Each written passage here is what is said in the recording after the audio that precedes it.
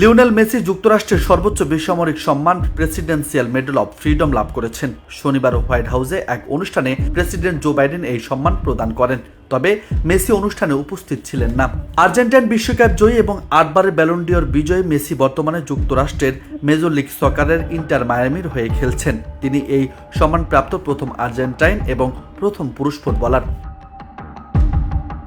মেসির প্রতিনিধি দল ইন্টার মায়ামির মাধ্যমে এক বিবৃতিতে জানিয়েছে তার পূর্ব নির্ধারিত কর্মসূচির কারণে তিনি উপস্থিত থাকতে পারেননি। বিবৃতিতে উল্লেখ করা হয়, ডিসেম্বরের শেষে ফিফা থেকে ক্লাবকে জানানো হয় যে লিও এই সম্মান পেতে যাচ্ছেন। লিও ক্লাবের মাধ্যমে হোয়াইট হাউসের একটি চিঠি পাঠান, যেখানে তিনি বলেন তিনি এই সম্মানে গভীরভাবে সম্মানিত এবং এটি তার জন্য একটি বড় প্রাপ্তি। তবে পূর্ব নির্ধারিত কর্মসূচির কারণে তিনি উপস্থিত হতে পারছেন না। তিনি ভবিষ্যতে সাক্ষাতের আশা প্রকাশ করেছেন। এ বিষয়ে হোয়াইট হাউস জানিয়েছে এই পদক তাদের প্রদান করা হয় যারা যুক্তরাষ্ট্রের মূল্যবোধ, শান্তি এবং গুরুত্বপূর্ণ সামাজিক ও জনকল্যাণমূলক কাজে অসাধারণ অবদান রাখেন। মেসির কর্মজীবন এবং শিশুদের জন্য স্বাস্থ্য ও শিক্ষা খাতে তার অবদান, যেমন লিও মেসি ফাউন্ডেশন ও ইউনিসেফের শুভেচ্ছা দূত হিসেবে তিনি ভূমিকা রেখেছেন। আর এসবই তাকে এই সম্মান প্রদানে ভূমিকা রেখেছে।